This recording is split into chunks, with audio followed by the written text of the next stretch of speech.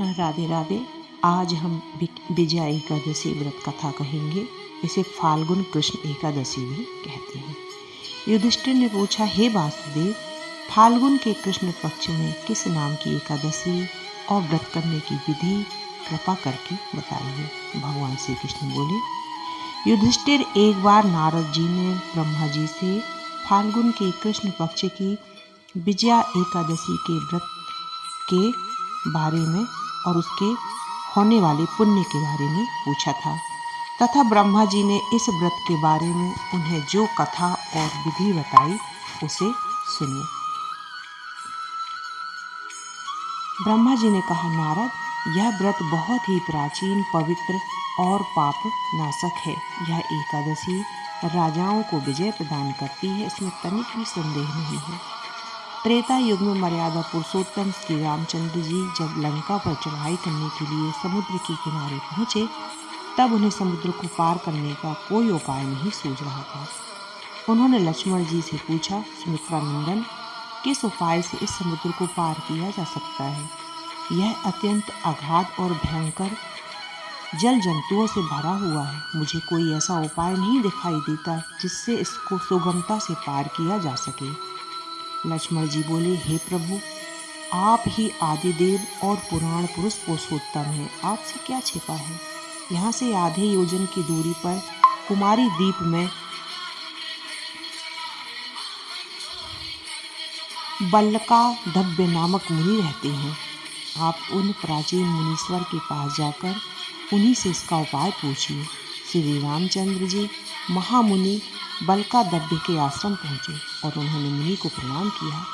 महर्षि ने प्रसन्न होकर श्री राम जी के आगमन का कारण पूछा। श्री रामचंद्र जी बोले, ब्राह्मण, मैं लंका पर चढ़ाई करने के उद्देश्य से अपनी सेना सहित यहाँ आया हूँ। मुझे अब जिस प्रकार समुद्र पार किया जा सके, कृपा करके वह उपाय बताइए। बल्लकादब्य मुनि ने कहा, हे श्री राम जी, फाल्गुन के कृष्ण पक्ष में जो विजया नाम की एकादशी होती है, उसका व्रत करने से आपकी विजय होगी। निश्चय ही आप अपनी वानर सेना के साथ समुद्र को पार कर लेंगे। राजन, अब इस व्रत की फलदायक विधि सुनिए। दशमी के दिन सोने, चांदी अथवा मिट्टी का एक कलश स्थापित कर कलश को जल से भरकर उसमें पल्लव डाल दें। उसके ऊपर भगवान नारायण के सुवर्णमय विग्रह की स्थापना करें। फिर एकादशी के दिन प्रातःकाल स्नान करें।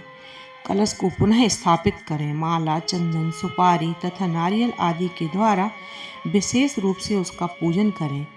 कलश के ऊपर सप्त धान्य और जौ रखें। गंध, धूप, दीप भांति भांति के नैवेद्य से पूजन करें। कलश के सामने बैठकर उत्तम कथा वार्ता आदि के द्वारा सारा दिन व्यतीत करें और रात में भी वहाँ जागरण करें।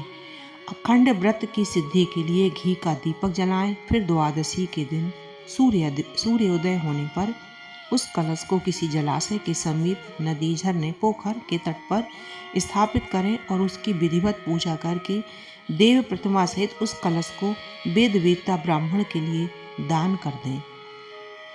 कलश के साथ और भी बड़े बड़े दान देने चाहिए। श्री राम जी, आप अपने सेनापतियों के साथ इस विधि से प्रयत्न पूर्वक विजया एकादशी का व्रत कीजिए, जिससे आपकी विजय होगी। ब्रह्मा जी कहते हैं, नारद, यह सुनकर श्री रामचंद्र जी ने मुनि के कथनानुसार उस समय विजया एकादशी का व्रत किया। उस व्रत के करने से श्री रामचंद्र जी विजयी हुए। उन्होंने संग्राम में रावण को मारा, लंका पर विजय पाई और सीता को प्राप्त किया।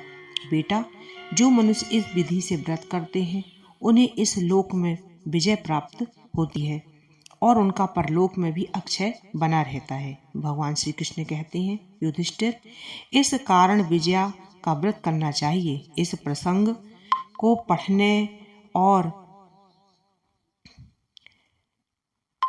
से जो हमें फल प्राप्त होता है, इससे हमें अक्षय कीर्ति मिलती है और इस प्रसंग को पढ़ने और सुनने से वाजपेयी यज्ञ का फल मिलता है। बोलो राधे राधे। बोलो विजया एकादशी की जय।